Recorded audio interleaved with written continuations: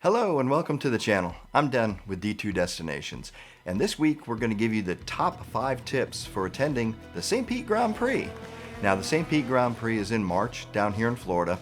If you're coming from up north, realize that there's an 80% chance it's going to be 80 degrees or warmer. So make sure you apply a lot of sunscreen, bring your sunglasses, and wear a wide brim hat.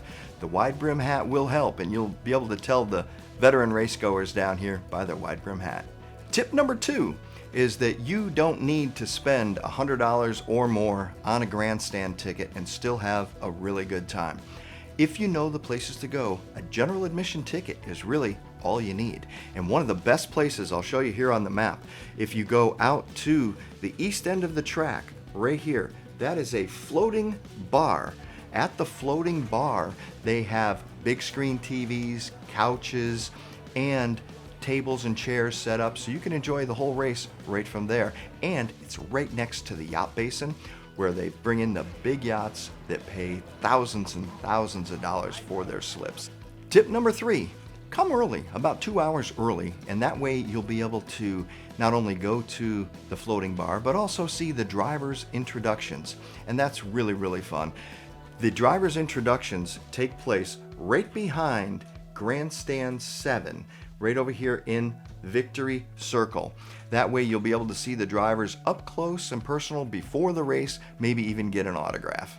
Tip number 4, be aware they rope off Gasoline Alley in between the garages and the pits.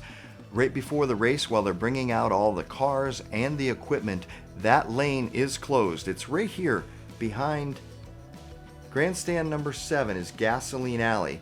So if you're over here and your seats are in turn 1, when this gets roped off, it's a mess to try and get back through there. Vice versa, if you're still outside coming in from over here and your grandstand seat is way over here, you're going to have to wait about 20 minutes while they bring all the equipment out. So make sure you know when you get to the track what time that they're going to shut that down.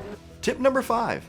Park in one of the local parking garages. There's the USF garage, there's also the Baywalk parking garage. It's about $20, but it's money well spent. If you bring the shuttle in from Tropicana Field, it's really convenient to get to the track. The problem is after the track, when everybody's leaving at the same time, that line to get back on that shuttle can be a while. Just be aware of that. Okay, and a couple bonus tips for you.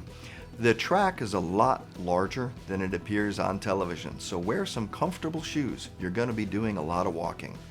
If you've never been to a motor race before, or you're relatively new at being a spectator, you may not know the best seats are actually the highest seats in the grandstand. That gives you a lot more perspective so you can see around the track and a lot more of the action.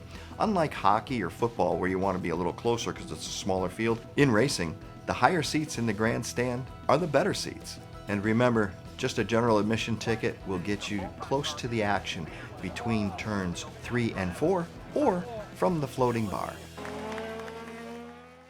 There's also a lot of concessions including artwork, food, and merchandise. So when you come to the track, you can pretty much find anything you need, from race apparel to team flags to souvenirs that you can take back home to remember your stay at the St. Pete Grand Prix. Your winner was Marcus Ericsson.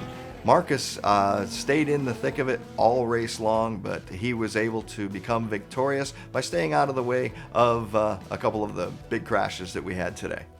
Thank you for watching D2 Destinations.